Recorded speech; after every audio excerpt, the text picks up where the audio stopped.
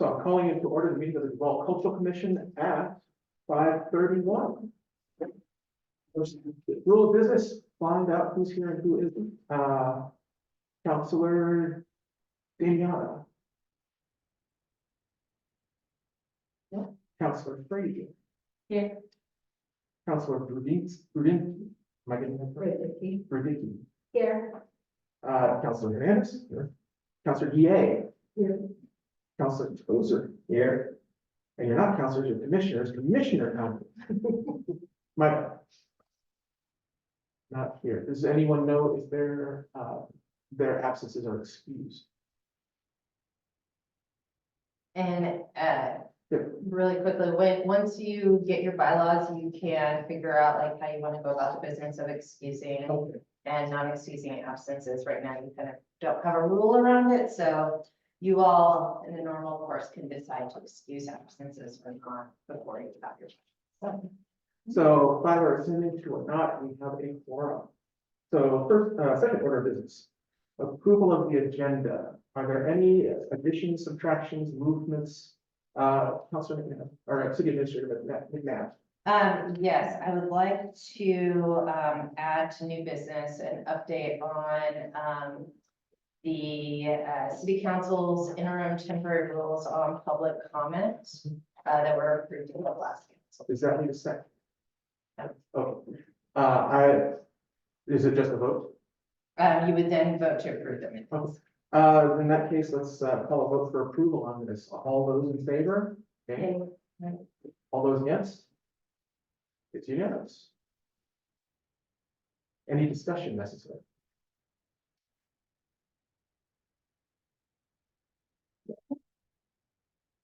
All righty. Fourth issue, approval of the minutes from the last meeting. Do we have any issues with the meeting minutes from last time? Vote for approval of it? Yeah or nay? Yeah. Yeah. Okay. Okay. Is this like council or is it room? I actually, I'm doing my best. I'm doing my best with what I got. And I did a lot of reading about 12 hours ago. A lot of hours ago too. Every high school debate club uses slightly different rules. You're doing fine. Dr. Botero, are there any online comments? Is there does not appear to be any public comment? So according to the new council rules, we do not accept online public comment. Okay, I thought it was before a certain time, so that's fine. As there is no public to comment, we'll just go ahead and move on with that, to the new business. Director,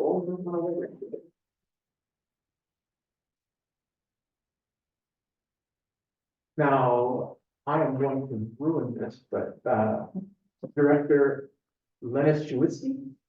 Not bad.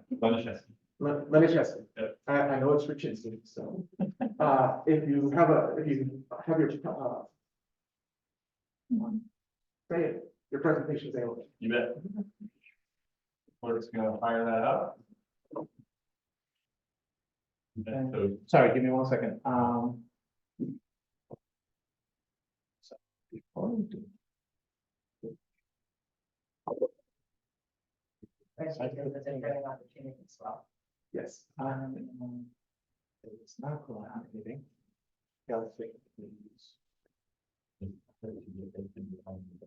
Under this. well, and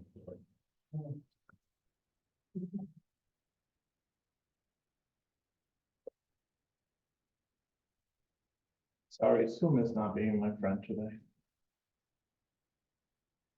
Okay, so.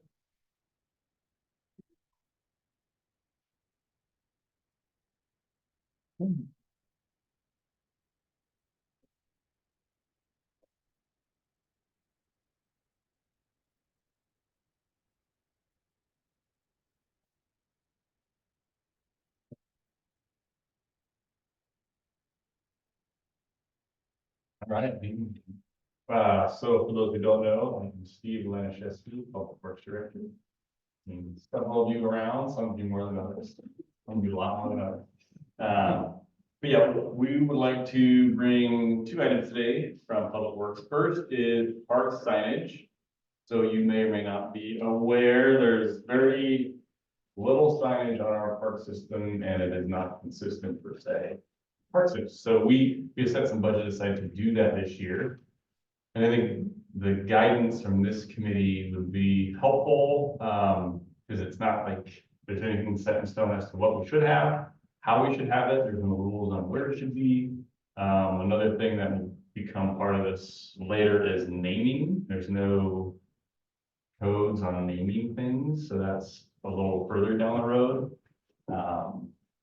Some distinct how to name roads, but nothing on parks. So a couple things we'll do is talk about some park signage that are need, where we are kind of going, and how we ultimately might get there. So next slide, John.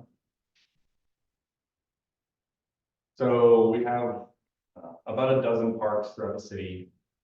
Some may or may not be something we change signage on, like the historic farmstead has a nice sign. It was worked on with a group from the historical society. So those kinds of things we may leave alone, and it is consistent with the signage at the depot. So there's a couple of those like historic parks that aren't, but the more active, kind of outdoor style parks, we don't have a very good program for. So we'd like to do that and showcase the city's parks and have something nice so people knew where they were, knew what was a city park. You may know there are a lot of pocket parks around town that are in some of the developments, in a corner on top of a vault. Those typically are not the cities. In the new Duvall property, there are some private parks. So we don't want people to be in a couple of situations. Oh, you can't be here, or we don't want people being told they're in a city park and somebody's trying to chase them out from the neighborhood. So we really want to try to get a distinct, signage, a style, and consistency with amenities. I don't know if you listened to the last council meeting, but there was some discussion on some of the trails and open space lands survey results. Parks are liked. They're not sure though what's in a park, where the parks are, that kind of thing. So some of those identifiers I think will be helpful for the community. So next slide, John. So 2 of the bigger parks, the bottom left of your screen is in Toll Brothers. That's technically 2 pieces of land, but it was planned as 1 park. And then on the top of your screen is Rio Vista off of 143rd. Folks familiar with where those parks are? From the south end of town. Yeah, so if you look in the very top left is Safeway, and that is Big Rock Road as you get to the roundabout by 3rd Avenue. Oh, yeah. And 3rd Avenue is kind of bisecting the top third of the screen. So yeah, right off of Big Rock Road, no or not, there's 3 acres of park, 2 acre on the left bubble and 1 acre on the bottom bubble.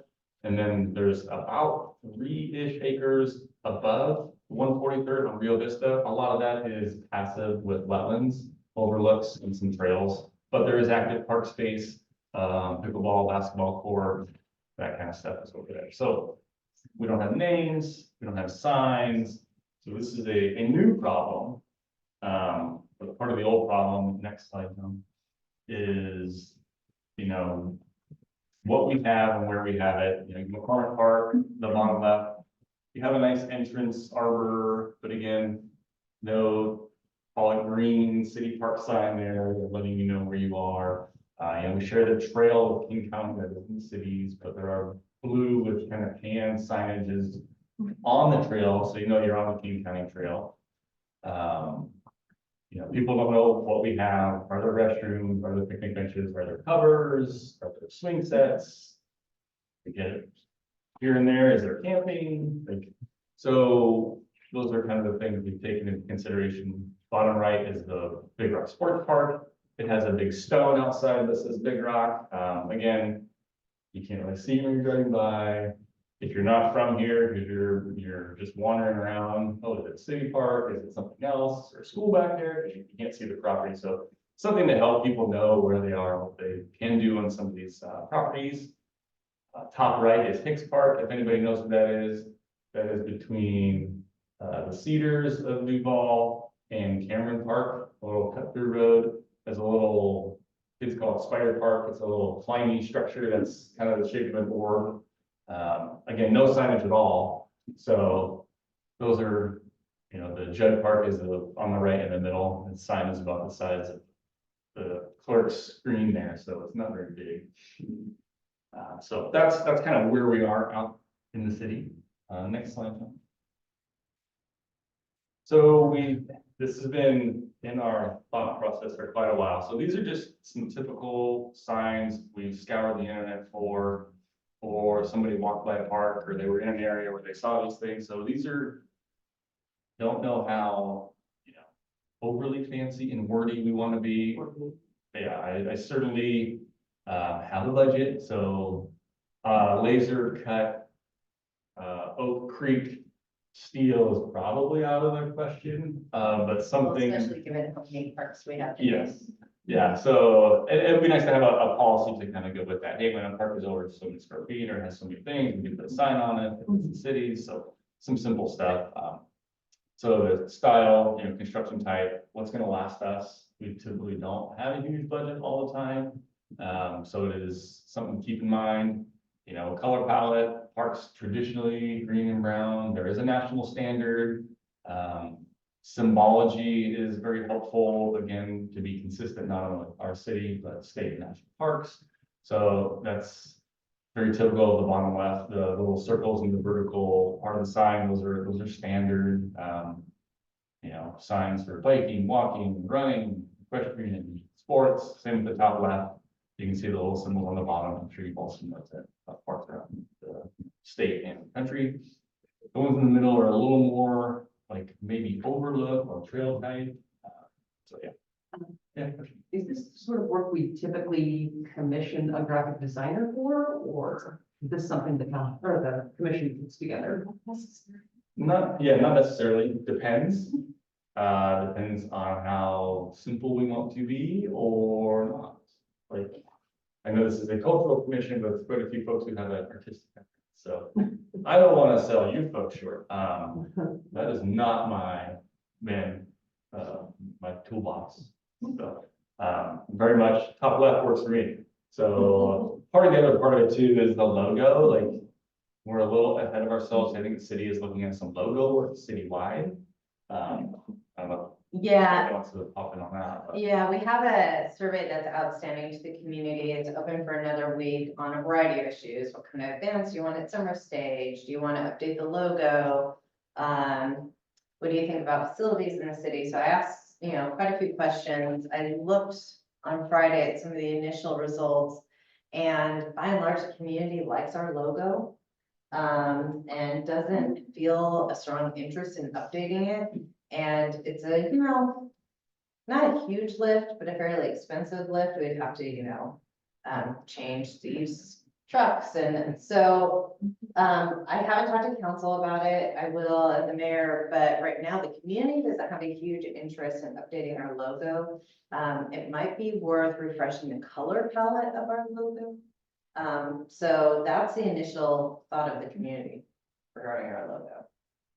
I did like the one that they had on the, what was Naomi presenting? Comp plan Oh, the logo? new Oh, comp that's plan really- logo is really cool. Yeah, yeah, they did a really nice job with it. And so maybe mirroring that color palette. It's a little, yeah, maybe that's simpler approach too. So yeah, the timeline, again, budget is here this year. I don't want to get ahead of anything because we don't want to do things twice. So we'll work on the logo part of it. But yeah, just something that is interesting to the community and kind of, you know, just playful like a park. It's something that can tie in with the wildlife descriptions, like right by the police station.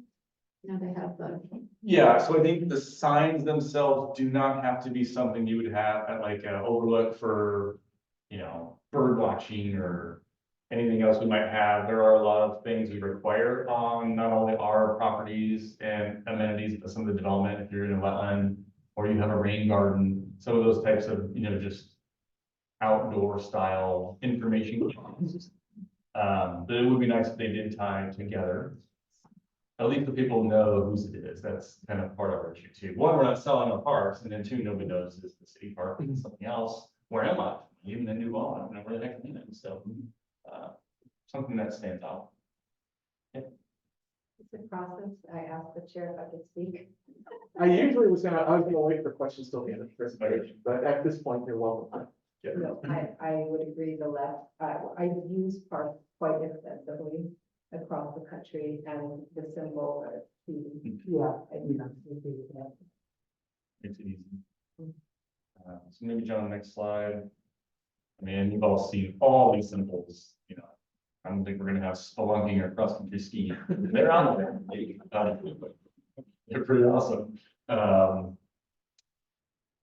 So yeah, you know, we have all kinds of parks, active, passive trails, overlooks, interpretive, and historic ones. So we had an intern, the bottom one, it was something that you could see, kind of a quasi joke from the symbology, because there's milkshakes and toilets and giraffes, but you know, just something that you can see on a property. It was kind of like the one on the previous screen, but that's just kind of a fun thing out there. But yeah, and getting into either regulatory or informational signage too, to be, you know, tying it all together, as Commissioner Humber was mentioning. So definitely on our mind on how to keep it all consistent and be presentable and nice and informative. Last slide, thanks, John. That's kind of it. Wait, sorry. Yes. Oh, right, sorry, that's one more, there you go. Sorry, that's kind of where we're at, this nice and easy one. Crisp and clean, that one's made of metal, it's powder coated, so it will last a while. I know. Do you really? It's nowhere near, it's over, is it in Indiana? That's in Michigan. Michigan, no? Nice park. Yeah, It's beautiful. so yeah, the signs are great, simple, again. Just wanted to, I think before we, you know, end up building something, at least getting this group, like, oh, that's a great idea, looks, yeah, helping us kind of, That works for me. yeah. Moving from here, I don't know, Cynthia, or Yeah. do you like our thoughts? Do we like standard colors? Like, how do you folks want to run this, Jennifer? All right, any questions? Why, yes. Commissioner, Do you have your hand up? You sure? Commissioner Davis. Can you slide back a couple slides to the ones that had the different options on there? Certainly. 4 or 5. This one or The one, previous one, that one, yep. Yeah, so I don't mind the sign that you're mentioning, but I personally kind of like the one to the bottom left a bit more, and I think that the flag style, you know, it gives you a little bit more options. The other one looks very generic, you know, the other pairing on it, very generic. It's like any land use thing we put up or somebody put up in their backyard. It's got 2 posts or 3 posts. Right. And else, much more functional, 2 posts, but Yeah. this is one, it's off the ground a little bit, you can weed eat around it and get around it with the mower. and you can still do a lot of symbology, and again, you could probably extend an arm for a long name or something, but it kind of depends on the dimension and scale. So if you've got a really long name, but personally, my preference is a little bit more there. I think it still accomplishes a lot of the same things. It's really fun, still it can be super colorful. It gives you a few different options, but that's my preference, or at least now, I at least want to mention a group. But I mean, either one will work. Again, there's a form over function on the other one up top, but that would probably be pretty simple to make. Yeah. But I don't think either one of them are too far. Commissioner Andrew, did you have a question? Oh, I was just going to make a comment that I think the size and location of the signs is really important Yes. too. Like going east on 203, you're, you know, confronted with this huge city sign. It's black and white, and I don't want ours to be like that. I think they could be more ornamental like these and informative. Commissioner Gray, did you have a question? Oh, just that there's probably a good compromise between the 2 styles. I like that the broader one is much easier to read from the road. I think that's something to keep in mind since, yeah, we have so many drivers. Any other questions? I would agree with Mr. Tozer that the bottom left is nice and aesthetically pleasing and is my preference, but I also would agree here that for practical purposes, when you're driving and looking for something, what you need is you need that statement, your business card. And the bottom left version also includes a lot more text, and we're going to plan for generating that if we include it. It could be a nice option for like trail specific interest things. Yeah, I mean, there are a couple of parks that have only a few amenities. You know, I don't know all of our parks very well, but this is the one that just has the one, like jungle gym. The Hicks Park. Hicks Park. And, you know, there's not a lot to say about it. And that's the thing too, like, let's say we have a style, do we scale it based on, is it a little teeny park? You know, if we have I would call the bottom left one like a flag, left flag, right flag, is that just gonna be half the flag, because it's a small park or something like that? So maybe that could be a way to do that. Appreciate it. Yeah, the one thing I want to say about, one bottom left, at least I kind of discounted it a little bit. I like the colors, Mhm. but, I don't have my glasses on right now because I have my thing on. And so I cannot read what the part name is. So that white on peach is Yeah. the kind of thing that we want to Yes. avoid. Well, ideally, half of it, half is the name, and probably vertical or something like Yeah. that, but, yeah. But one of the things I really love about that one in particular is the little medallions for each of the things. It feels like those could be put on or off or changed if needed, at any time. Yeah. Whereas the other ones are just kind of painted on, and Yeah. they might be color painted on, so Mhm. that might be, a little bit more difficult. Practical question, how easy are those medallions for teenagers to take off? I would imagine like the constructability of the upper one, if it's a metal, like those are probably gonna be tack welded on, so they're not gonna be able to get them off. I mean, we have mobile welding capabilities, so we have to either fix things or update things.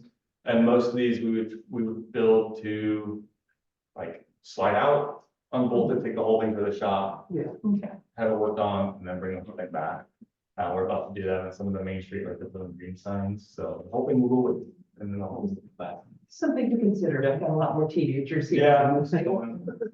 They're not as They're active. nefarious as they used to be. I would say we all are probably well different than the youth of today. Who doesn't like? Yeah, so I guess maybe if I come, then we come back.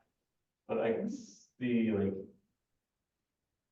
I see picking some colors to be consistent. You know, one side gets a standard color, the other side maybe gets something else that can blend with information, but I think. Taking one side of the park to more of the name and like you said, medallions. I would say too, maybe some thoughts from you folks on. Wording, so let's say it is not Nova Park, which is the bottom left peach colored wording. But, you know, Lake Rasmussen, are we gonna want to go vertical with lettering, right?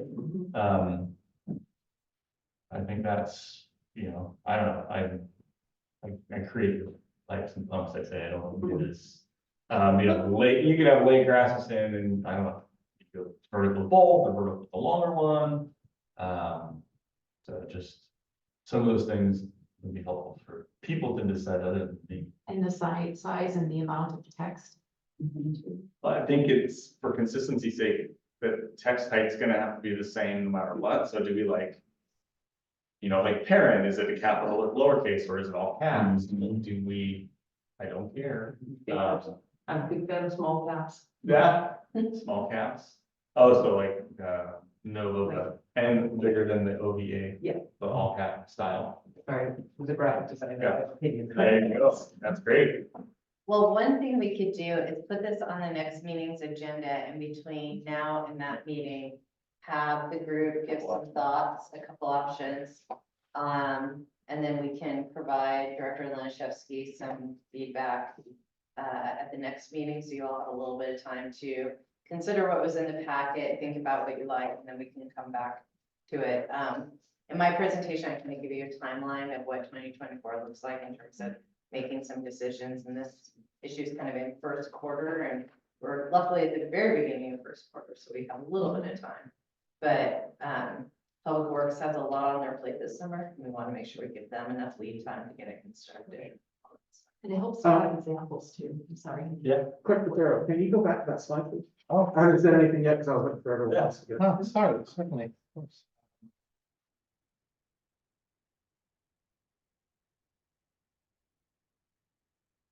was gonna call for questions then discussion, but it all just sort of held together, so I just went with it.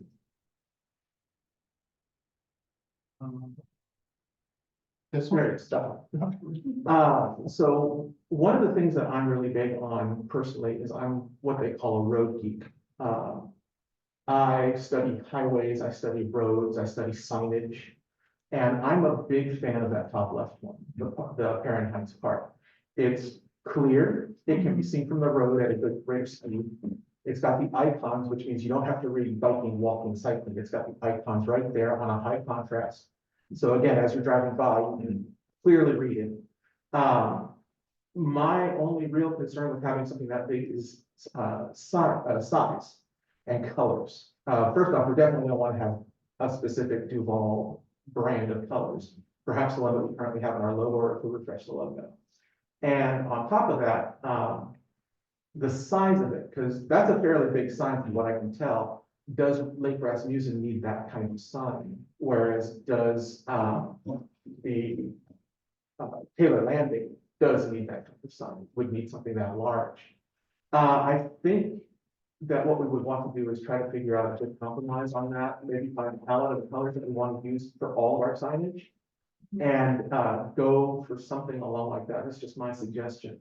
The one at the very bottom left is actually a really good signage, but it's more of signage that you're going to, yeah, that you're going to walk by. That's not something you can see from a road. I'll go.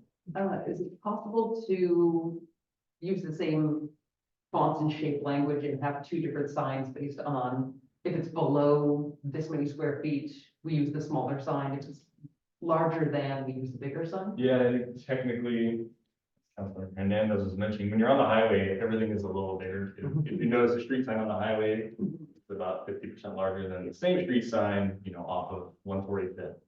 So,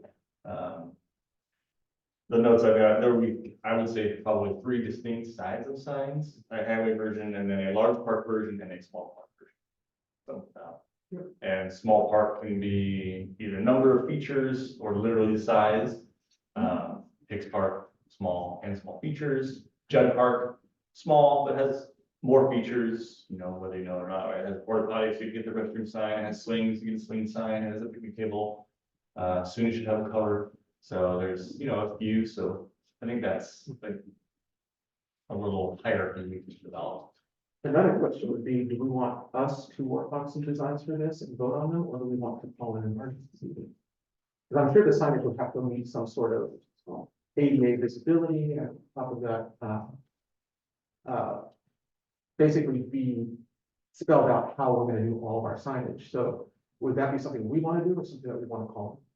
If we call somebody in, then we get funding for it. Okay. Yeah. Okay, so. And we do not have a graphic designer on staff. We have very talented interns who are very good at creating imagery, but. Savvy. Something like that, you on this council. Yeah, I can, Would that be something that we would do for the next meeting? Maybe bring you some mock-ups with stuff that we've made. Well, there's 4 right there. Yeah, that's true. I mean, I'm Yeah. not opposed to you guys working on a couple of things and how much free time you want to dedicate. I mean, it's up to us if we want to do it. There isn't I any, enjoy that kind of thing, so. yeah, there's not an immediate hurry. Picking something again is a goal to get done sooner or later. Again, we have some time because of, you know, logo things that are waiting on the side. If you want to take a couple weeks and, you know, doodle up a little, talk to each other offline. Yeah, this is what you present when you all are ready. Well, what we would do too, if we had something, we thought was close, we have a couple of engineering or architecture firms on call, and we can, you know, for a little money, show them what we want, and they can, you know, put together a couple That's it. real designs for us, because like you said, you gotta have ADA heights and sizes and all that, so, yeah. If you wanna play and come back next You time. know what our budget is to, you know, work with them. I would say your budget is zero. The signage budget is $50,000 to get sign made, so I think, We've got a lot of thought on this. yeah, once we understand, you know, like. What type of sign it's gonna be, and maybe the sign budget doesn't get all the signs that you want. But it'd be nice to I was gonna say, how We'll people probably do it, you know, the reach more you out buy, funds for the expensive. yeah, and the more you buy too, that you can get per sign. That is something that we should consider. So there is a budget for it. And in the first meeting, yes, last meeting, I gave you all a spreadsheet with how much is budgeted for this project. 50. So, you know, we can have, once we get some ideas, we can have the engineering firm mock up, but they can also give us an idea of cost per sign. So we think about, you know, how many signs we have to replace and add new, along with, you know, the size and intricacy will definitely have an impact on cost. Go ahead. It's just open at this point. Oh, okay, so 50,000 budget, but I'm assuming that that's not gonna cover all the signs in the city, that's just a start. Depends on how we get, I mean, it could in theory, you know, depending on how plain we go, but, you know, not like, Just from my experience as a business owner trying to create a sign here. yeah, but we're not backlit, we're not marquee, we're just gonna be hopefully, Simple back then. yeah. Yeah. So Yeah. that seems, I mean, I don't know, how many signs would you need? I mean, we have 11, and again, I think we can pull Depot and Dory off of this, because they have the brown tan wording on their kind of Archie style sign, you know, the city did those maybe 10 years ago, so it was the same, so yeah, that one's not. And metal with all the housing to actually install. Mhm. And that's that, right? Because you know, my budget was for one sign, it was 15. So. So Well, there's also material. economies of scale too, so thinking about, you know, if you wanted to have a combination of the two on the left, you know, we don't know yet if an engineering company would, what the impact would be on asking them to develop two kinds of signs, you know. Sometimes mocking up one sign and then just repeating that sign is a little cheaper. Different parts of it. I would definitely vote to get whatever it is right the first time and do less than do Yes. a substandard version all for all. Yeah, So if it takes us more money to do less signs, I think that's easy. Then make the right decision for everything. yeah. And they're gonna be permanent for at least 20, 40 years. Yeah. Yeah, and there's some that are gonna be more immediate than others, and the others can cycle through the next budget cycle. Yeah. Some we may wait on, but maybe, you know, we get it to look like what it's gonna look like on a core board, so it goes up at least coming soon, and then something like this. Giving us motivation to budget it, as well as the community understanding it's coming. And part of that is getting ahead too, is if you have two new partner names. I don't know, but, Is the signage O&M funded or is it REIT or Park Levy? she said about no one has set aside this. So it's not REIT eligible or King County Park Levy? I mean, eligibility for REIT, sure, it's not. Yeah. There are King County Parks funds that come to the city for park purposes, those are just kind of sent into the parks fund, not set aside. But, yeah. New stuff is always eligible, I'd have to double check, if it wasn't on our park trails and open space plan, creating a CIP, then it could be added, so.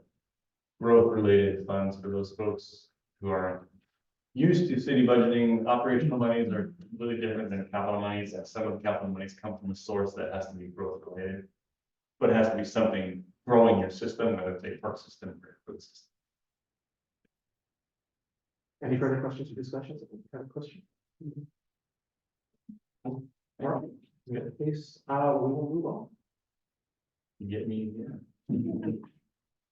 I'm very interested in this project, as I wrote. The next point of business would be the plank project history. You have that presentation ready? And I'll ask for a round of questions for as many rounds as we need, then we'll do the discussion. I like to keep it open, but at the same time, it just kind of merged, you know? All right, so, parks signage is done, so we're on to planks. Go ahead, John, next slide. So cedar arc planks, I think everybody's familiar with the ones downtown. have questions, you can wander over to the one on the wall and touch it, feel it. We have built these out of cedar. So the first rendition that is over there, version 1, is 2 boards that were actually made together with some biscuit joint kind of construction and then carved. We have the new boards prepared for the deployment of the next art round. They're actually full size, they're ready to go. I believe those were full mill this time and not 2 boards stuck together sideways on like that one. That's technically 2 pieces of lumber. So new ones are ready. If they are carved or painted or both, certainly or one or the other. And that's what we had out there. I believe we had 20 poles to start originally, and they were double sided, so for 40 services of art band. That budget, we've got 55 set aside, and that's old money, because we set that aside a while back, and it has just been sitting there. So next slide. So materials, they're cedar. They usually come to us treated fairly highly, but that's something we want to put on the art call, final product, clear coat, heavy finish, so it can last as long as possible. They're very brilliant. At the beginning, they do age over time. Actually, Mr. Tozer and I had the crew take them all down at one point, and we cleaned them and then re-lacquered all of them and put them back up. So, I mean, that was 07 installation. Yeah. And they just came down a few years ago. So that's a good 12 plus years, which isn't bad. So twofold is Rita will be helping with this call for artists.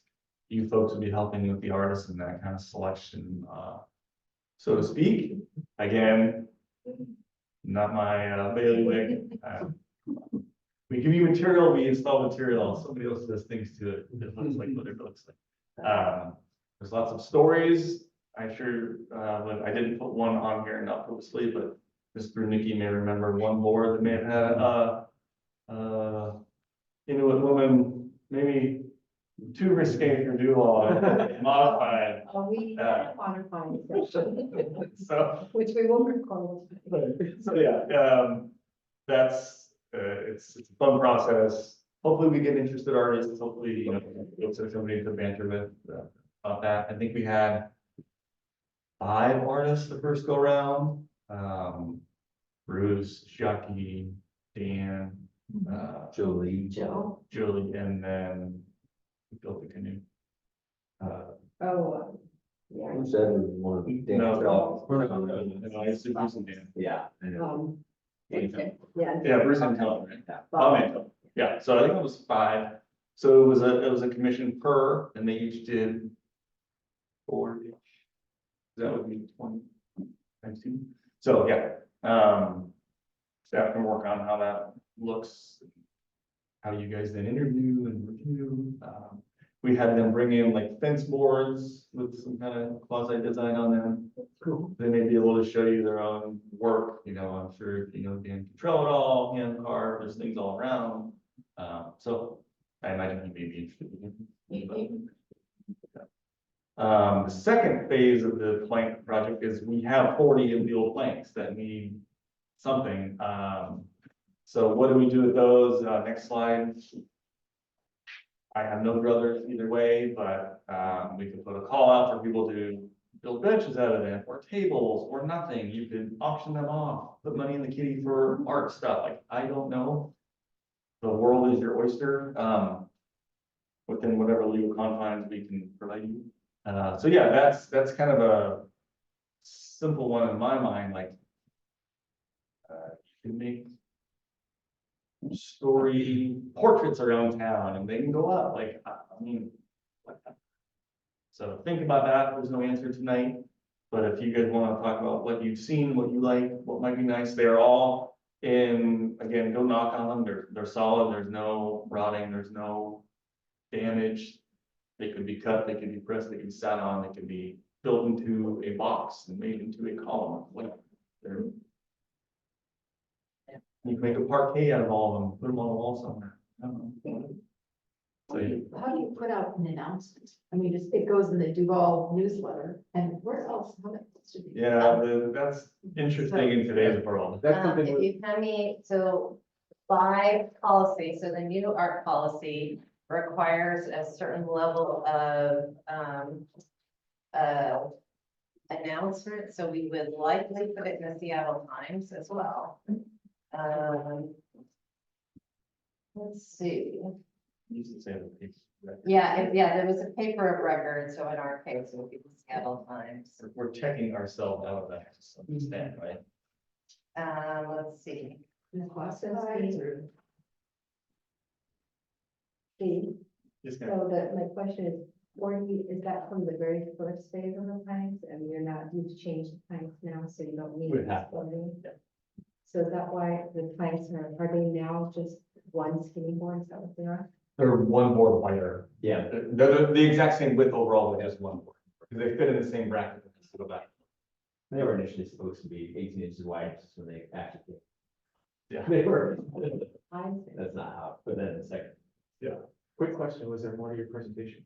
Right. No, there's one more slide like the end, but. Oh, okay. Oh, yeah, let's just open that. So really quickly, under 1.7.3, call for artists shall be issued by the Cultural Commission and or city departments. Depending on the selection method, calls for artists may be published in local and regional newspapers, art websites, on the city website, online list sites, direct mail, and or all of the above. So in regards to the planks, are you saying, a call for artists for the 40 old planks, but you're not talking about the new planks? So I can go back a slide, John. So yeah, first task is commissioning artists to finish the plant carving project So, of the raw materials to be okay, decorated.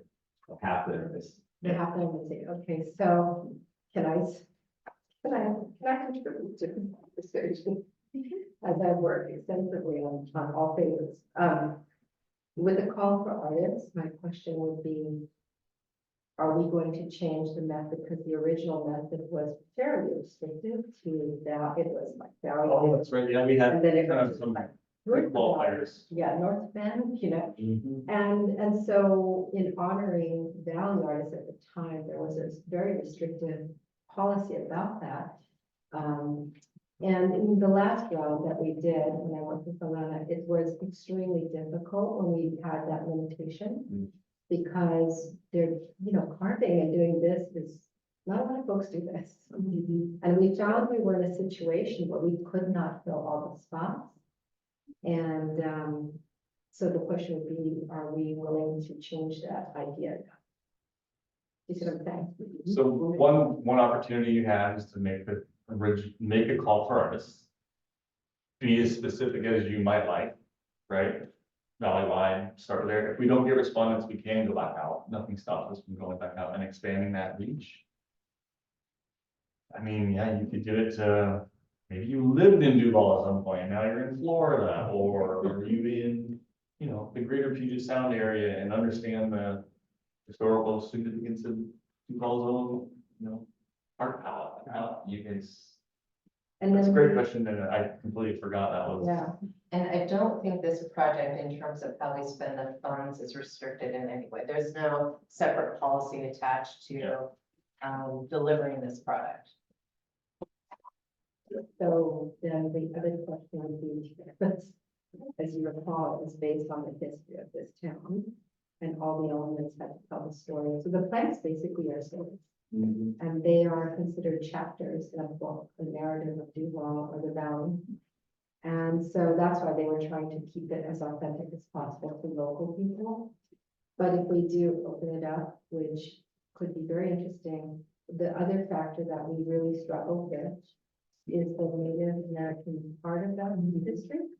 And that we couldn't have, well, we needed the right people to be making that story, to carve that story. So, what I discovered that when people submit, they have Native American iconic symbol, and now you're trying to deal with the fact that, well, we really need a Native Right. person to tell that story. with those symbols.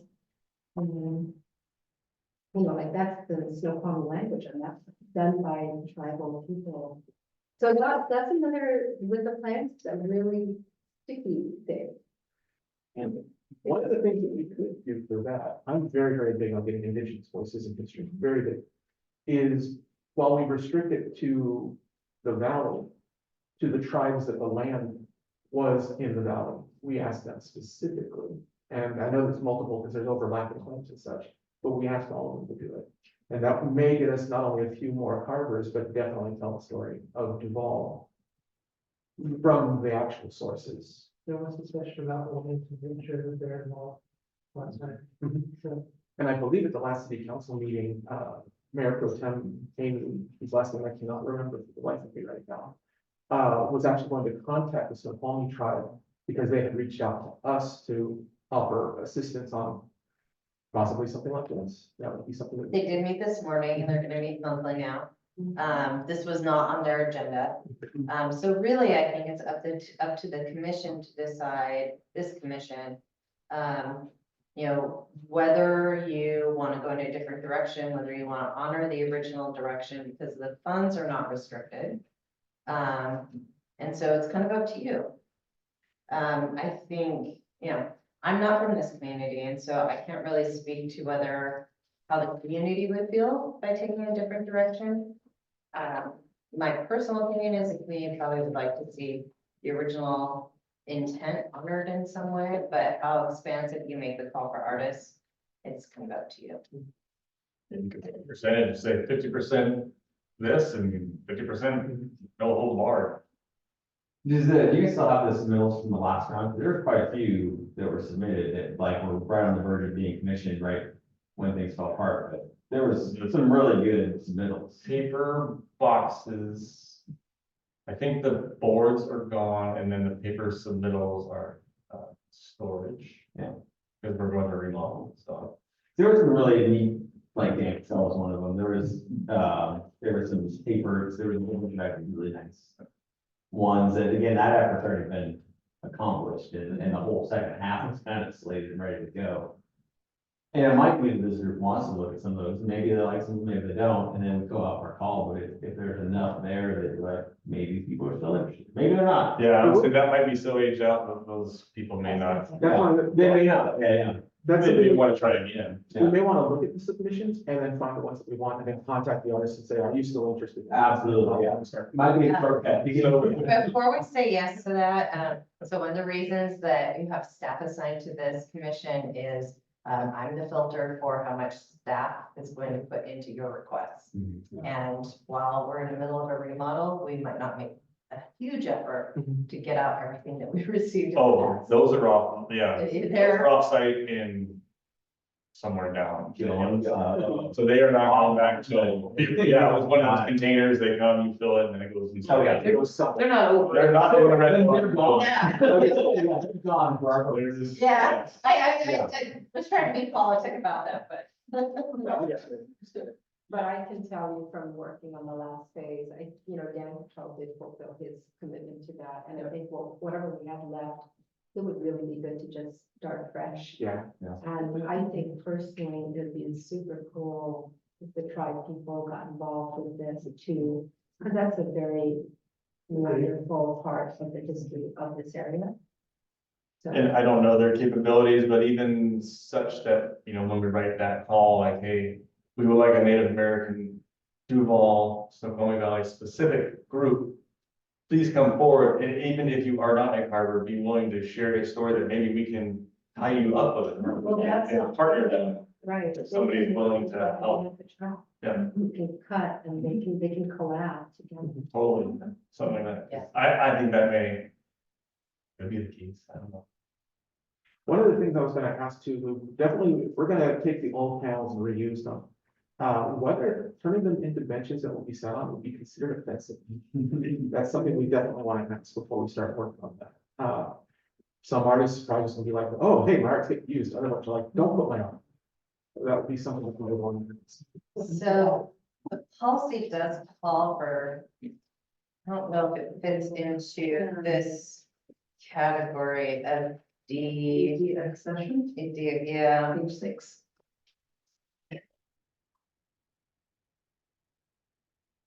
So I think, coming up with ideas on what to do with the old, planks will be important, but before we get a final yes and start construction, we want to look at 3.2. Because I think turning them into something else might fit into the definitions in section 3. It's not. It's to remove an object of art from the municipal art collection, including the removal of the artwork from its public site. I think it would fit the definition. So before we finalize what to do with these, kind of to Commissioner Hernandez's point, we would want to contact the artist to say, we plan to do this. Do you want it returned to you? Well, there's city property, but there's a process here, I think, for contacting the artists and at least getting a tacit approval from them. And as far as staff's perspective, like.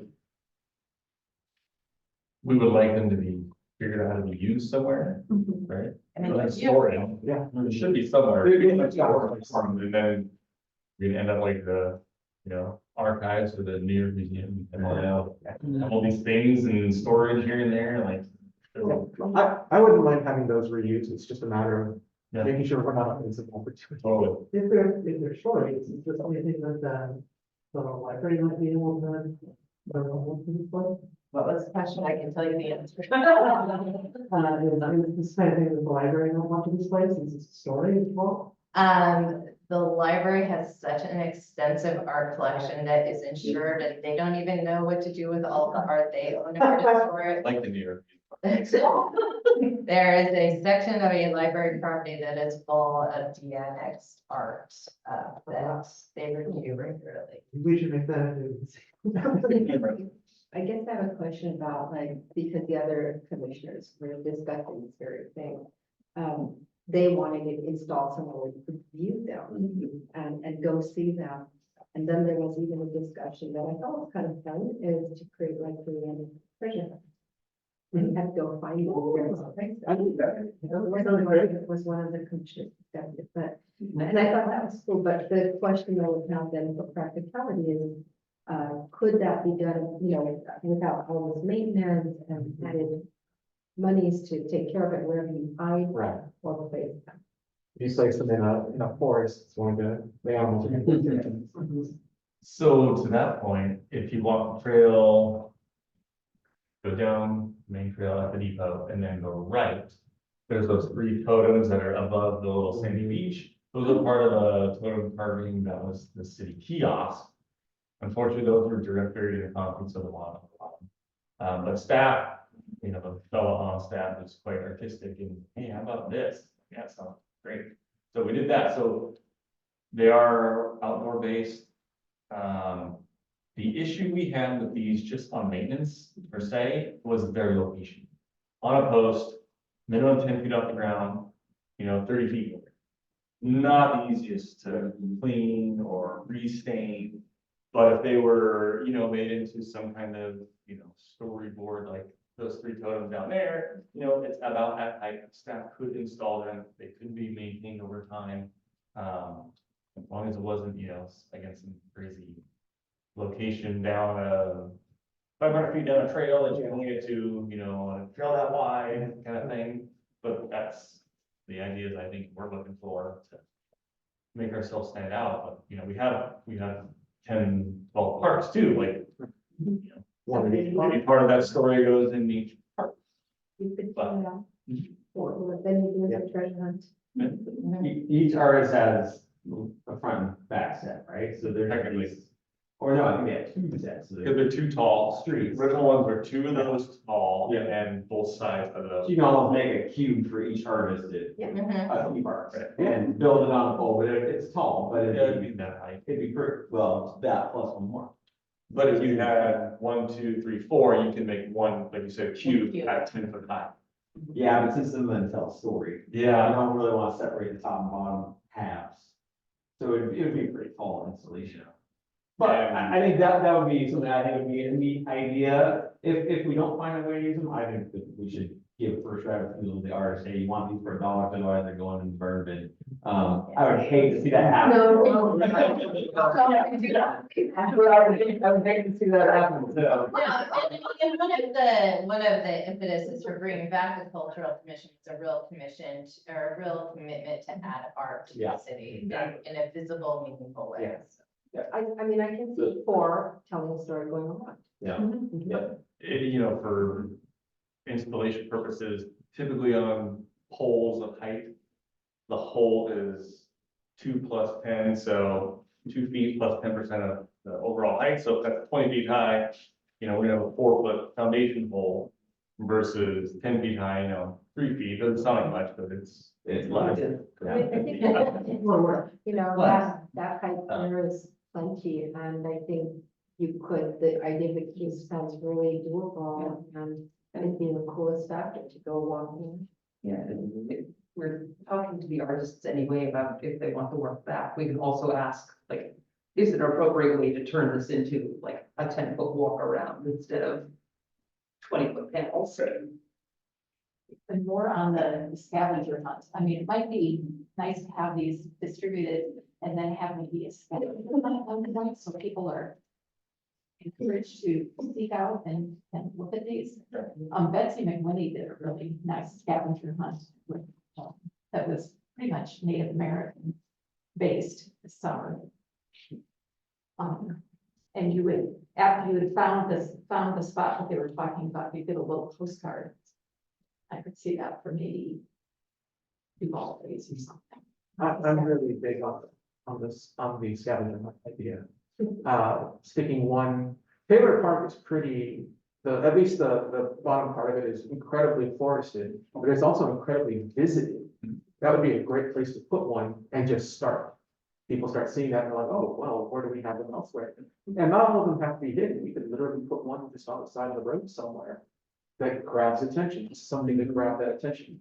Well, Maybe we have a long string of forested nothingness, really. And we could put one in the right way, if possible.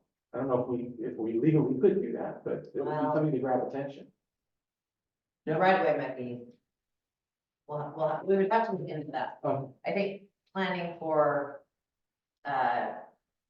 like either open space or park space where people can convene onto it without creating Oh, I problems. see, yeah. The real idea is just put them somewhere that grabs attention. I mean, the car park is a park, but it has space. Mhm. It Yeah, could be on the exactly. corner there, it might show interest. People who are Show saying, some- oh, look, we got art. And something like that, you could offset like 4 of Dan's there in a way that was, you know, interesting and at road height and, you know, in the middle of town. As Commissioner DA was saying, put a number on it, we suddenly have a. Yeah, you make the most easy to find one, like number 3. Like, oh, well, where's number 1, 2? But you can also put QR codes Yeah. on things now. Which is the one we have out here, right? Like geocaching, location data. Director Lanchester, were these originally painted? Everything you see in any of the ones provided was done by the artist. The city literally provided a blank cedar board and they carved and or painted or did both and then provided it finished and installed it. We saw. So this one here, was this how it was? It was painted originally? No, it was a piece of wood, Yeah. like fence board. No, I mean, when this was originally displayed. It didn't look like he's on screen. They're all different. So that's a tough rendition. That was stained and then carved against it. So like reverse, it's removing his paint. Those were carved and then painted on, you know, exactly how it works. There's combinations of all that. They literally went to them as a brown plain piece of wood and then they came back, however the artists brought them back. So I'm just thinking in terms of contacting the artists, and would they, you know, one thing we might want to ask is, do they want to return it back to how they originally gave it to us, if we're gonna redisplay their art really prominently? We had them do that once. We took them down, we gave them to the artists who were willing, and they refurbed them. Some did. Brought back, some did. Some The did ones not. who were interested, Yeah, we walked back and just slacked around. Yeah. Okay, so we could, so if this artist, I don't know who did this, wasn't interested in repainting it or relacquering it, we could just lacquer it. And before we re-displayed it. Yeah. Okay. Any further questions or discussion? I think.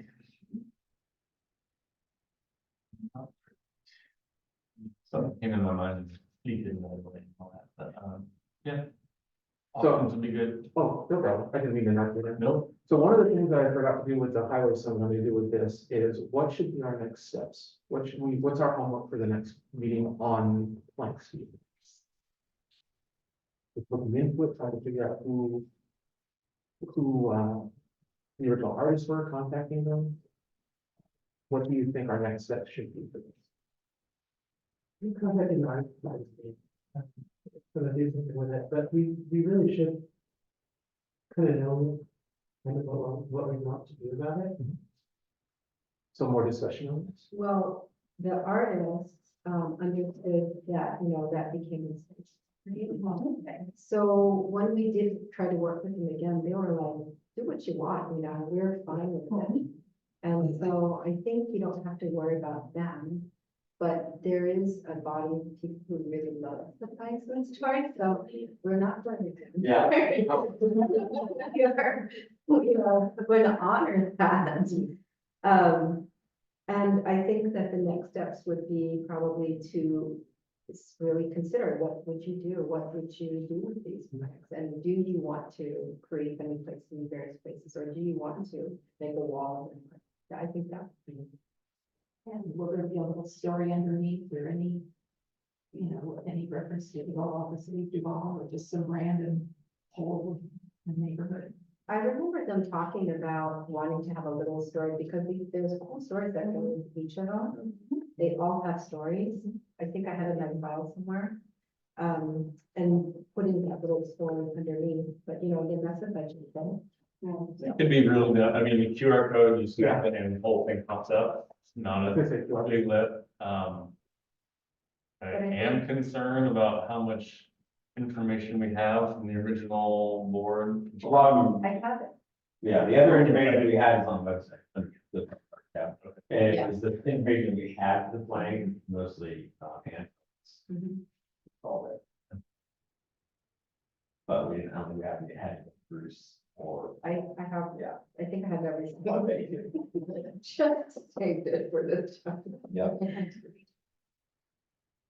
Anything further? So the new boards then, it sounds like everybody's kind of interested in doing a call. And so I think maybe that's the next step for that, is actually move forward to getting a call for artist prep and there's been a few versions of that, so it should be reasonably easy to dial one up and then just add whatever modifiers we want as far as being locally set might change. We also typically contact the tribes on this. Tribes and times. Local paper. I'm sorry, I didn't catch that. but- Well, I'm just trying to think of where we're gonna get home, how far and what's in the future. Go ahead. Yeah, that's the easy part. I think the first thing you need to do is figure out what medium you want. Do you want them carved again? And then from there, decide how broadly you want to publicize carvers. And then maybe part of your recruitment needs to be, and the carvings will feature, have these features associated with them. And then before we advertise it, send it to the tribes and ask if they'd be willing to contribute stories. If the issue is carvers, you might be able to do a pretty wide net for carvers, so long as your announcement says what the topic of the carving will be, and that it has to be in partnership with tribes. So you might get more people, but that's probably the way I would start. Wouldn't, the commission look at the original call for artists policy that we set so they know what they'd like to change in that? Because in the last go around, that was the toughest thing, was to reword the call for the artists, because they're like, well, no, what is it? No, don't want her, I did my own line. I know I need to get my own copy. So the policy has changed. And the call for artists and what we look for has changed as well. So your criteria for selection is probably quite a bit different than that original Yeah, we did, I do recall the second well that it was changed. And so I'm assuming that, but I'm assuming that probably if you're gonna open it to a much wider audience, you might have to do some edits to that policy. I don't- This policy was just adopted by. Okay, so then it encompasses opening it up to everybody, including Seattle artists. It can, the selection criteria is a little more specific than the prior policy. So again, this money isn't restricted, you are not restricted by the prior request for artists or the prior selection criteria, you can start completely fresh. This is just a minimum, right? Yeah, it was just. Or we use the original one as a base and build up. Right, and the reason was for, back to this again, is that because it was telling a story, the goal was to add a chapter to that story. So what they were trying to avoid at the time was if you open it up, let's say a Seattle artist pops in and says, hey, this is what I want to talk about, this is my shit, this is what I do, but it has no relation to Duvall. That was what they were trying to avoid because there's so much art, public art, that has no correlation to the place it's at, or its history or its culture. But it's great, what if the artist made, you know? And so that was why the commission at the time was trying to really create a scope that was narrow to keep that narrative going. And I guess my question is that if you open it up to Seattle artists, are you willing to say, well, we don't really need to tell that story that way anymore. We're gonna change its narrative, maybe. Our chapter in our book has closed on that, and we're gonna start a new narrative with plans. I think that's the question. I think it has to have a connection to people. Yeah, it has to. Right. Yeah. The idea, from what I was understanding in our earlier discussion, which I really liked, was the fact that we would get the stories locally, but the work could be done pretty much anywhere. That way we still want to focus on our local folks making these planks, but if we just don't get enough, we can get more from outside as long as the stories come from here and from the tribes and from the locals. The actual labor to make them, if we can't get it, that's why I go outside, but they're given the story and said, here's what we're looking for. That way it stays local, even if the work is. So it would be like, then the call for artists would be like a collaboration in the wording. Yeah, the other thing that I think we ran into is the dollar value on these are huge, as far as like the artist commission, it's like a $5,000 thing, so then you start breaking it down between Yeah, that's two true. or three contributors. You don't have enough money to even make your time carve the plank, so I think that's the other thing you're looking at is within the budget we have, this isn't a group activity, this is an Right. artist. And you find a person who can do it and tell us where to translate that, I mean, it might be they can team up, and that's actually, I think, one of the things we ran into last time. But. Looking at the last one, so we have it it's from 2008. So, now we page up. So the prior call for artists on this, it had a very specific qualifier, artists living or working in Snoqualmie Valley from Monroe to North Bend. So the field was limited. And then the selection criteria was the design theme celebrates the Snoqualmie River. And then from there, it was more of qualifiers on the design is suitable for vehicular traffic. Final work is two-dimensional, colors encourage demonstrability of artists to complete this type of work. So the original really had two qualifiers, which was the artist had to live in the Snoqualmie Valley, and that the theme celebrated the river.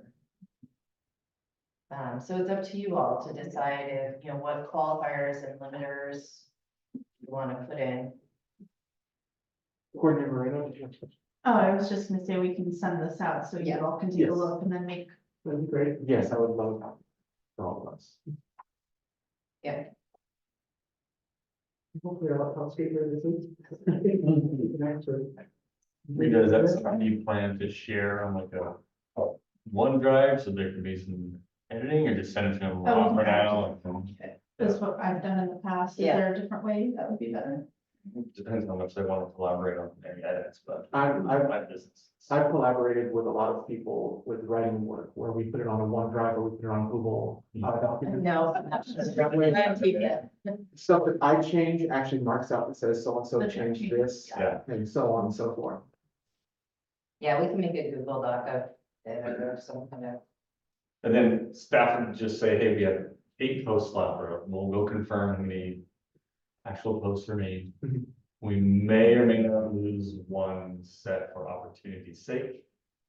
Cherry in Maine, we're putting in a rapid flashing crosswalk beacon.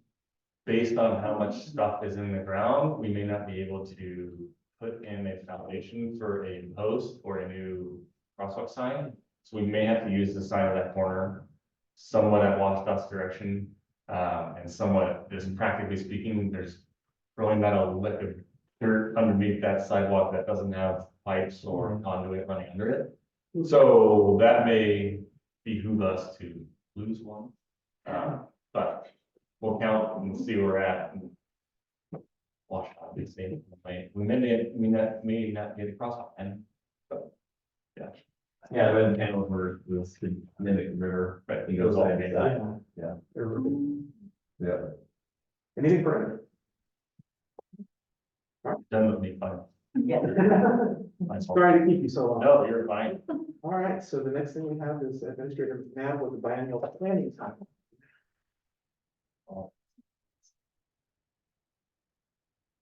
Yeah, so. Just send it all. Okay, perfect. Thank you. Thank you all. Nice Thank meeting you. Appreciate it. Incredibly informative, and the room beacon is very. What's nice, there's a lot of history around the table too. So. It's helpful. You forget a lot and remember if you do it all. Told you it would be daily myself. Right? Did it. 9-1 gold star. See if you keep it up. All I right. make no surprise.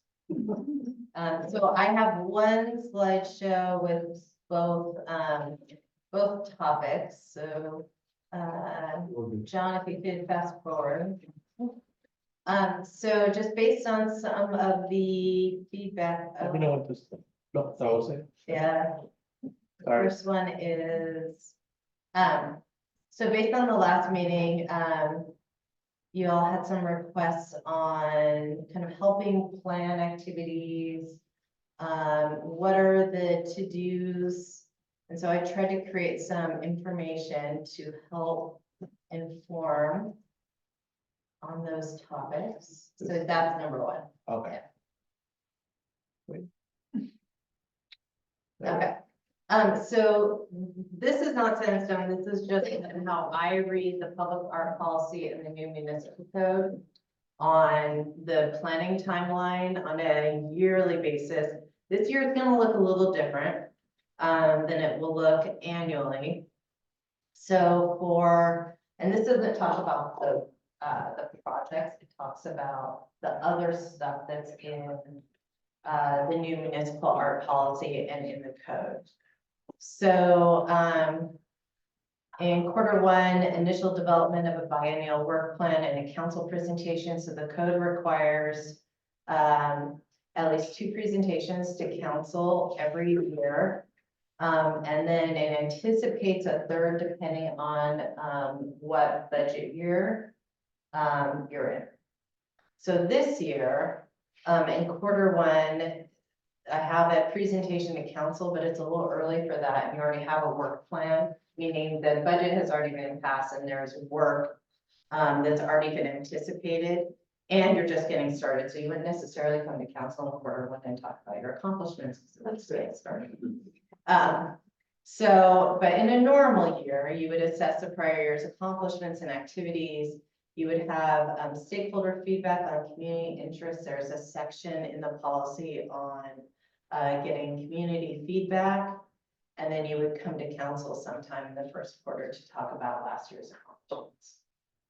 In Q2, You would potentially be looking after getting community feedback, choosing projects for your 2-year art plan. And then be working on implementing the improved projects in that year. In Q2, you would also be looking at assessing condition of current art to determine if replacement is needed and making sure you do that fairly early in the year because you would then want to put that in the budget.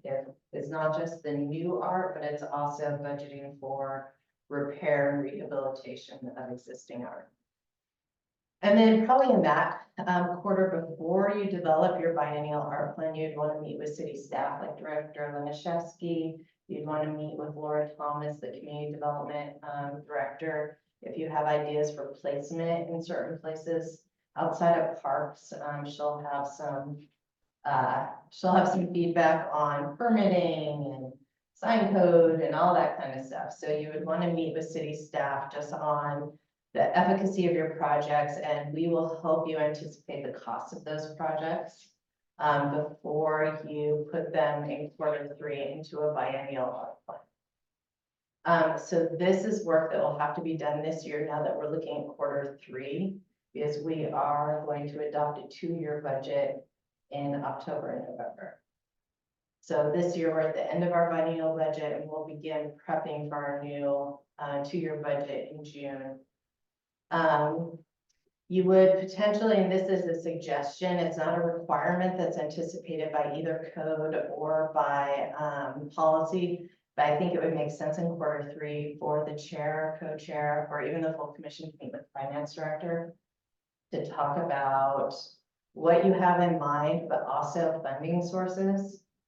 So in the public art policy, there's a section on looking for grant opportunities for different projects. And as Commissioner Tozer pointed out, some projects can be done with operational funds. Some projects can be done with capital funds. Other things city staff might know of grants that are coming up that we could apply for, whether that's a parks grant or something else. So I think you would want to meet probably in the summer before we get really going on budget about how we what funding source we might have and if there are grants available. Let's see if I can find one that's I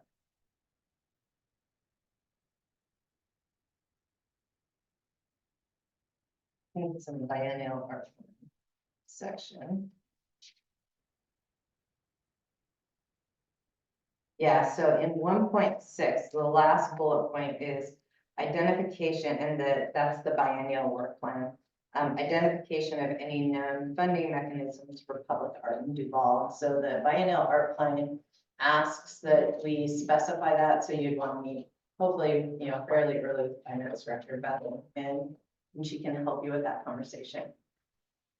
And then there, the policy requires a presentation of the draft to city council for their review.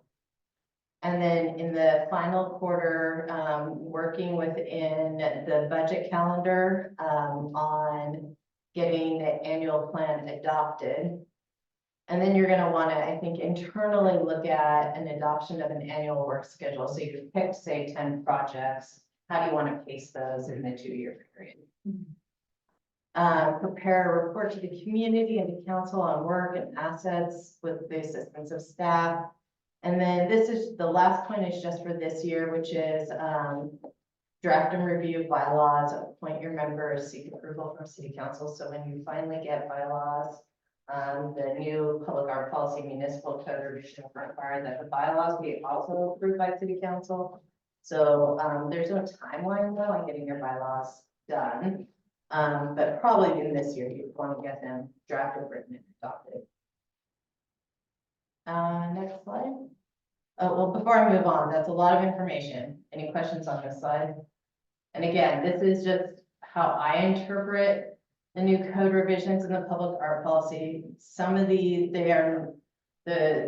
outside of creating a biennial art plan that maps to the budget, there's no date for any of this work. How much help will we have on this from, say, you and director, and because I will admit, a lot of us are neophytes on this, and these are a lot of big words that we're not exactly sure how to execute. Right, yes, so we're here to help. And as we, one of the things that I think would be a fairly simple lift for us is to try to find other cities, art policies and help you have templates and kind of figure out, when I was preparing city council for adoption of the new public art policy, I looked at cities all over the place that had kind of what I was looking for was a commitment to the arts, not a massive city where they had, 30 staff contributing to the effort of public art. So comparable cities with a commitment to art. So I looked at like Golden, Colorado, trying to think, it's been a while. The other cities I looked at, last summer. And those that have an established cultural commission with a pretty developed art program have things like, their biennial work plan that's been adopted in public, and so we can find those templates for you. And the other one was Raleigh, North Carolina. I looked at Golden, Raleigh. I looked at Issaquah, so I pulled like 4 cities in Washington and then 4 or 5 cities nationwide. I'd probably save that stuff and I can go back and look at it. But we can, find templates and help you do that. I mean, what we really are looking for from the commission is the ideas people, right? And advocating for the community and being a representative of the community with what you want art to look like in Duvall. We're here to help you do the administrative side of that. Any other questions? Oh, yeah, I just was wondering, stakeholder feedback on community interest, is that a survey or something, or? It can be however you want, and they give you a list of ideas in the public art policy. So under 1.5 community input, there is, it's including but not limited to kind of language. Open public meetings with the cultural commission. So we do have a communications coordinator on staff. So if you decide to have a particular open house or an agenda item for the cultural commission where you want us to publicize getting folks to come to this meeting, we can do that. Let's see, homeowner association meetings. We can also have agenda items on the planning commission or the city council meetings, surveys, interviews. We're in the middle of comp plan right now, and so we have surveys out. We're doing community interviews, so we have a lot of depth right now in doing community interviews and stuff like that. So there might be an opportunity to kind of hop on the back of some of that work.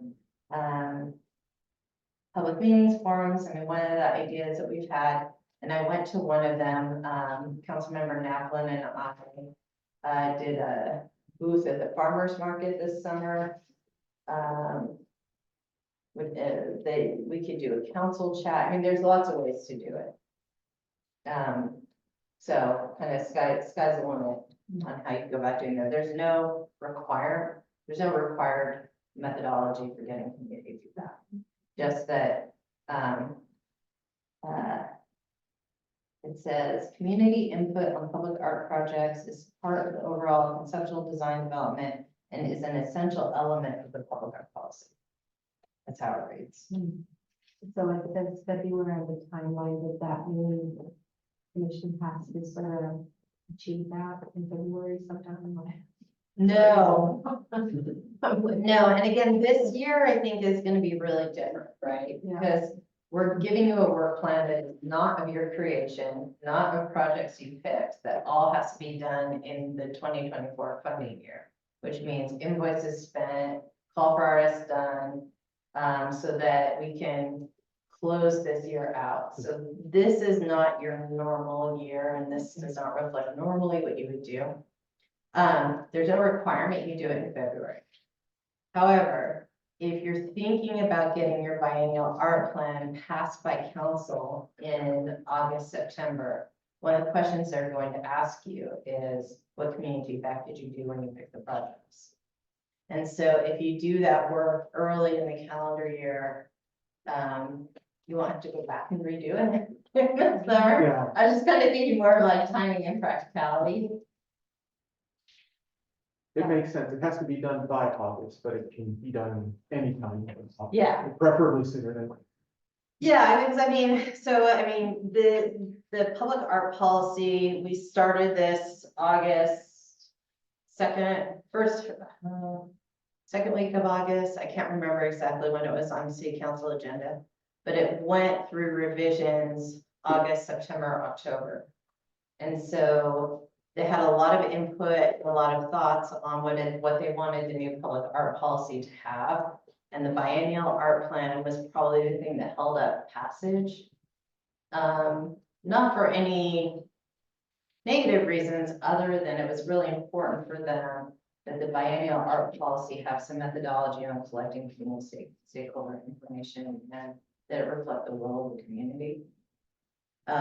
So it's certainly from council's perspective, an essential element of the art plan. So a newbie question. So the projects that we've already discussed that have been presented already, are those part of the milestone? The projects you're talking about for the 2-year art plan, or are those separate? No, I would completely ignore this timeline, with the exception of we do have to present a biennial art plan to council this summer. So you have to plan for the next 2 years. And then sometime this year, I put it at the end because the heavy lift is gonna be biennial art plan, is to do bylaws. But there's no timeline on bylaws, it just has to be done at some point, there's no requirement. It is a requirement though. To get funding for anything we do in 25 and 26, we have to have a biennial art plan that has been adopted by council as part of their budget. So anything you want to do next year and in 26 has to be part of this plan. It has to have funding attached to it. So is that something that, that's a heavy lift there, and having gone through those sort of process, it seems to me like to discuss and move through that type of action would require to me like a retreat, a workshop session. Yeah. Really. Yeah. Because it's a lot of discussion and whiteboarding and all that, right? Absolutely, absolutely. And you would want to do it if, so certainly up to the commission. I'm happy to facilitate that meeting and come and help provide administrative support.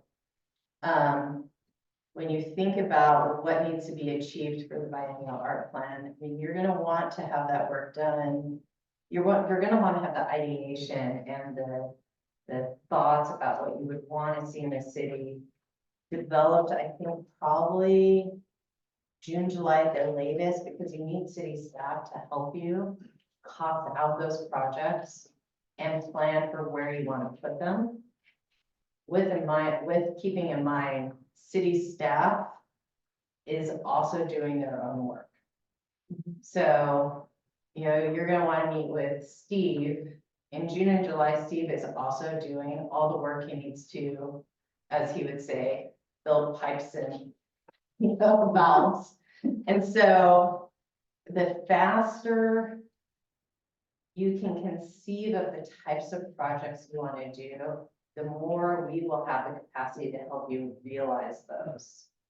I will commit to helping you build your biennial report and getting it lifted off as part of the budget, but I'm not your idea person.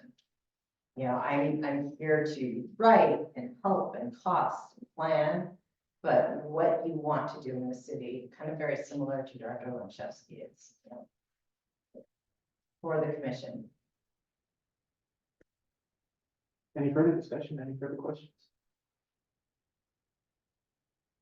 One of the things, like I mentioned before about the to-do, which I think you actually have a really, really good idea. Our to-do steps for this would be basically, and again, this would be for the next meeting, it's just basically the tiny steps on this, would actually be to get, a public public questionnaire out there some way, somehow, what they want to see. But then do the retreat so that we can actually work what we want, what the public wants, and actually sit down and work it. It doesn't have to be by the next meeting, but by July or August, June or July, we should have at least something that way, because we've got input from the public, we've got our own ideas, and then we can actually hash out bylaws too. It'd be great just to have like a day somewhere to just do this. So I think that's what our next steps for this should lie. How about you all? Y'all think that's good? Any other suggestions? That's a great idea. Awesome. We just, Maybe later rather than sooner. Yes. Yeah, we've got a lot on our plate right now, Yeah, but as long as it's before June or July. we can leading in the direction of like an online survey for people to fill out. Do we want to have an open forum where we invite the community? I'm kind of thinking on an online form, kind of thing like what they're doing for the logo. Something along those lines would be nice. I will share with you that, so, two pieces of information, and you can do all and more. Park Trails and Open Space, they sent out paper surveys to homes, and we also opened it online. We got, I can't remember what the percentage return rate was on the mailers, but it was very high. Wow. And when we had the survey online, we only got 30 responses, which is very consistent with the survey that I have open right now. I think we've only gotten maybe 50 responses, and it's been open for 2+ weeks. However, for snowplow, at the elementary schools, we got 200+ entries into the snowplow naming. So I give you the sources of data to say, for whatever reason, the paper mailers to homes, we could put it into the utilities bills or something like that. Might generate more responses in the online forms, and I'm not sure why, but That that's sounds like a great idea. where we've been lately. How much was the cost of that? If we put it in with the utility mail, I mean, we're already doing it anyway, so, It was supposed to pay returns, so. Yeah. So it costs like nothing. Yeah. Yeah. Any other, and we can also open it up online. I mean, you can do all in one. Yeah. online doesn't really cost too much, at least from what I understand. I don't know how it is with the government website, but No. it's better to have more points of entry than less points of entry. I would suggest probably that for retreat or workshop, we should discuss that soon. To reserve in the future a date, because everybody has different schedules, and you're gonna need a day perhaps to do that. To coordinate with the city. Something that we might need to do in the meantime is until we get hardware, is to create some kind of group where we can discuss things like this over, because we're already doing it for the Google documents for the bylaws and stuff. Yeah, we're hoping. Oh, okay, if that's the case. This then- week, hopefully, we're getting. Okay, I wasn't sure when, so. Not a problem, then we can just keep it to that. Am I going to work on a Microsoft Drive? They are surfacing. In the last time. They are surfacing, To so be sorry. honest, to be fair with you, I was worried that I would have to work. Okay, well, I illegally deleted the file. Well, hopefully we will keep it easy. Can we have a Felton on the commission? All right, So if there's John, nothing further on this, let's go ahead and move to the 2024 project timeline, unless you have any. there's one more slide on Oh, yeah. this, but it's just informational. This just tells you that there, and you can read it at your leisure, but I wanted to include it here, that in section 1.6, it tells you exactly what has to be invited. Which some of these, again, looking at it, it becomes obviously pretty clear that meeting with city staff early is gonna be important in order to put this stuff in. Next slide. And so I already talked about that. Next slide, John. And then your bylaws, which we can talk about much later, but here, if you wanna, and then next slide, John. So I just put kind of the priority of the projects that I've already given you. And from last time, this is not based on the timeline, it's just based on how city staff is prioritizing these. So park naming, because we have 2 parks coming up soon that we will take over, that we would like to put signage on. The Plank projects, the third is the First in Virginia mural, and just a reminder, that has $10,000 associated with that mural. There's also an unassigned budget project, meaning we have $9,000 of unassigned money in 2024 for an art project, and deciding what that project will be. And then there's some consultative work that's pretty, where your role or the input is really low at this point. At some point, we're gonna do refurbish the wayfinding signs, and we'll just bring them in and show you some mock-ups and say, thumbs up, like, does that look, I mean, it's like turn left, I mean, it's the, like, where parking is, I mean, yeah. And then we have a music series we're going to have, and we're gonna have Lee come to probably the next meeting or the meeting after to talk about what he has in mind for a summer music series. It's a pilot that is going to be approved by council. They put aside some economic development money, and we'll have Morgan come talk to you all. And then I think if anything, he's probably just looking for some consultation, but it's not real project-based work, it's more conversation. What you guys said last time, it was, basically, he had it all ready to go. Yeah, he has it done. And so I think it's probably just making sure that everybody's in a loop together on that. And so then next slide, John. So the timeline on this, again, this is just out of my head. Based on the prior slide, how you would prioritize those projects.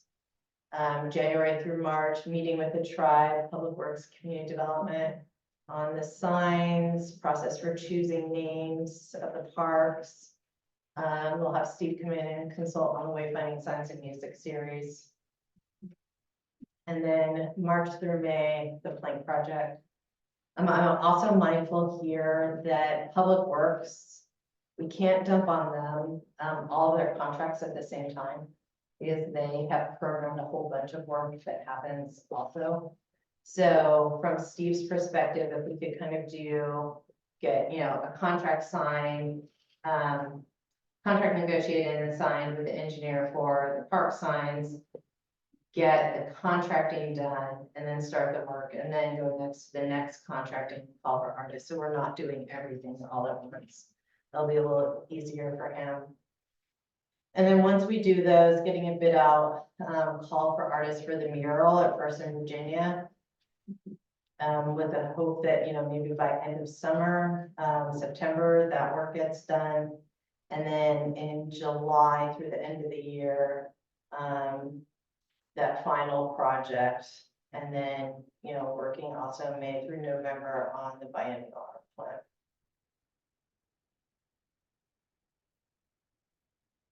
Questions, discussion? Good. Any? It's a lot. I know, we're here to help, we're here to help. There was something I wanted to talk about on the work plan, and I don't know if this is something for this meeting or for another one, but I know about the ribbon project that we have. I would like to see if we could get that up by June as part of the work plan, something to draw. Is that something that we could work into this? I believe we have all the materials already, it just needs mounting in a location. Could that be something that would go in here before June? It's up to the commission. Okay. So you have $9,000 of budgeted funds to use for any project that the commission, votes on and deems, part of what you want to have done. Any additional art, it's totally up to you. As long as it passes site code, sign code, properly permitted, the location is reasonable. It's city art and not involving any private artists. Because all of this work is, again, the city's expression of its art. Yeah, so totally up to the commission. Something for a later discussion. Definitely something would love to have done with. Mhm. Probably get that at the next meeting on the agenda. Yeah. Rita, will you note that for the next agenda? And I think that's all I had in terms of the slideshow. Is that it, John? I think so. Yes. All right. Any last discussions or questions on this? Well, as a newbie, this seems like a lot of projects. Yeah. How do we proceed ahead? And we all work together as a group, we break down into smaller committees. I understand the retreat's going to be very helpful to do discussion and problem solving. Do we wait until that? I would be a big fan of just us all getting together and doing this, in a retreat like I mentioned. For those of us who are more digitally inclined, maybe some kind of, if we have a way to document this, some kind of, group where we can all come together and talk, if we can't do a retreat. Have that as well. Yeah, on top of that. Well, yeah, we could do both. We could do both. And I think once we get started, it'll be easier to break out into smaller subcommittees by project. That's true. Maybe some of us take head on certain projects and they'll be responsible for that and, getting people together to talk about it. We should get together and talk about it. So that would be great. That's also something that's probably we need to discuss in depth, soon. If not today. We also are planning for February, I think, John and Rita. we're thinking- Tentatively hold 13th. We're trying to get Jurassic Parliament. Oh, Or- sorry, that was a different day. That's on.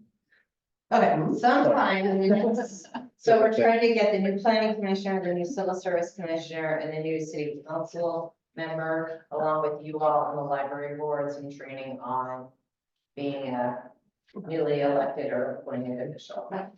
Open public meetings, how to retain your documents, So, all that stuff. So we're trying to pick a day. And, yeah, we talked about, an evening, a Thursday evening or a Saturday morning. So we're waiting to hear back from the trainer to see what she has available. But we'll send out a doodle pro or some kind of, pick which dates work best for everyone. So I had a question in regards to her answer about, us getting together. Not in this situation, but like, oh, let's discuss, some signage and you guys discuss graphics and that sort of thing. Is that allowed? I just want to make sure. we need to be documented, I think. So it depends on how many of you meet. So if you intend to convene a group of you of more than 3, it has to be a notice of open public meeting. So I would suggest planning a retreat. And we can notice that retreat because it has to allow for any member of the public to come and observe and participate. Well, not really participate in the retreat, but it has to be open to the public. From there, you can create subcommittees that do not meet quorum. And you can meet offsite and, and have those collaborative subcommittees. But it cannot right now, well, at any point, at any time, if you want to have more than 3 of you, let us know and we'll notice it. But it has to be noticed with your location and date and time. So that's right now, the condition of meeting privately with each other, including your emails. So the other thing is there's a prohibition against serial emails. So if I write an email to all of you, do not respond to all and then start collaborating with each other in an email, because that is essentially a public meeting that hasn't been noticed to the public. So if you write emails, it has to be directly back to me, directly back to Rita, and then we will disperse information back to all of you. But you cannot create a large email string where you're all collaborating with one another outside of having it noticed to the public. So could you repeat that again? I can try. So there's a thing called a serial email, which essentially, so the RCW says, you all can't meet without noticing that meeting to the public. And string emails are essentially a meeting.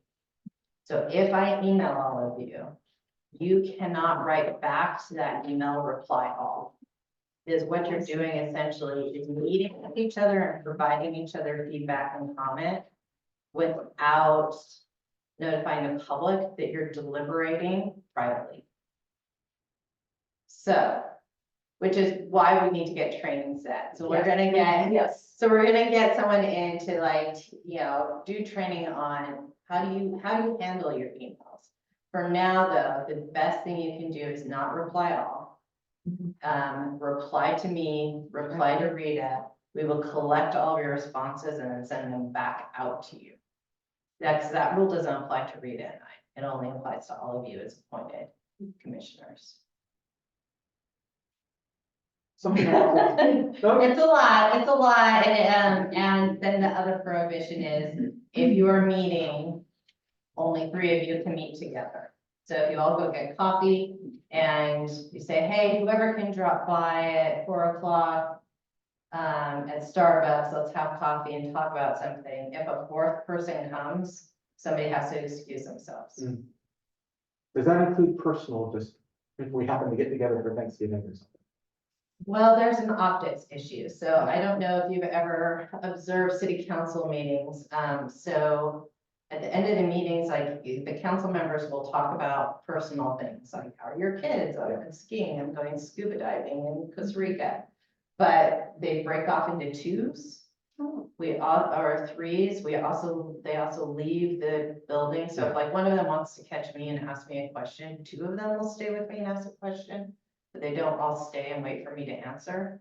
So they walk out separately as well, because the optics of meeting together is, even if you're talking about personal things, the best guidance and best rule of thumb is to announce to the public anytime you all are meeting collectively as a group. Same thing goes like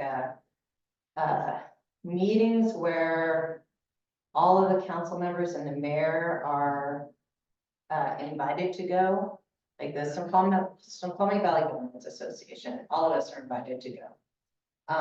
But if we think more than 3 council members go, we put it on our website that they are going to be at a meeting together, even if they all sit at different. And that's how you announce it, just put it in. Did Robert come up with these rules?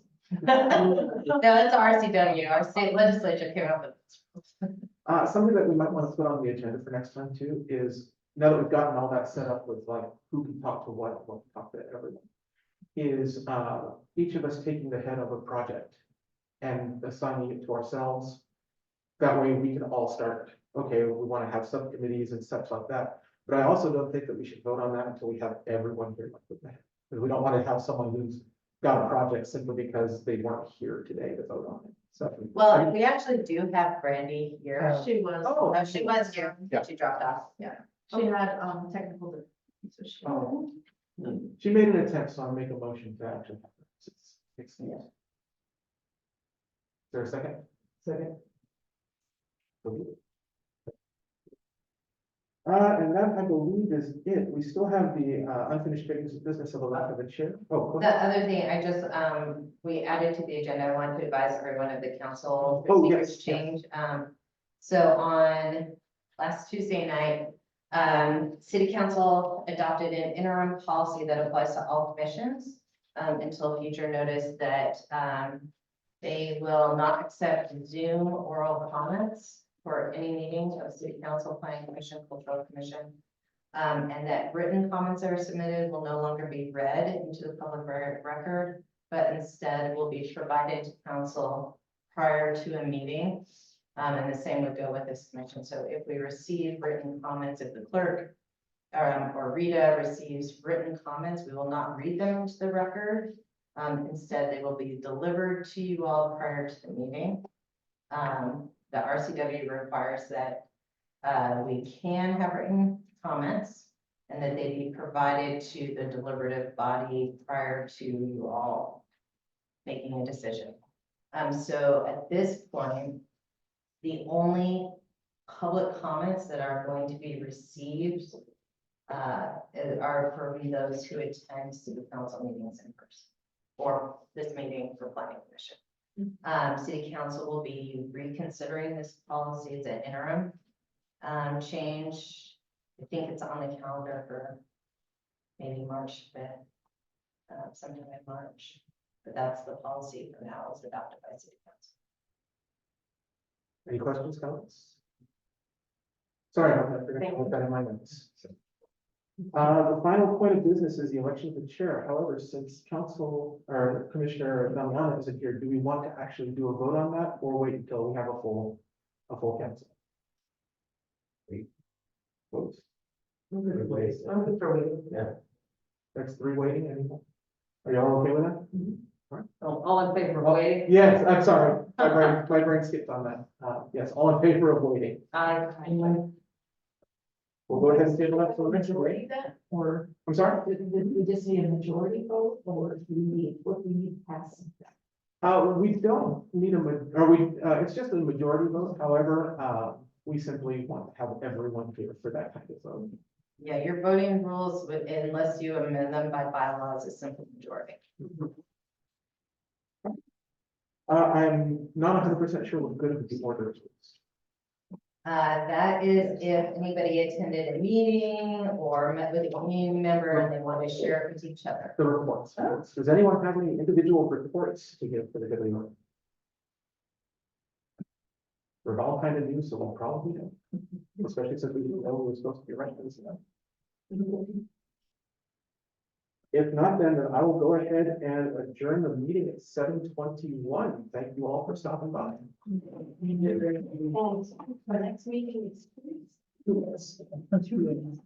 Yeah, we're doing 2 weeks until we kind of gel, and then we'll decide whether to do it weekly or monthly or hourly.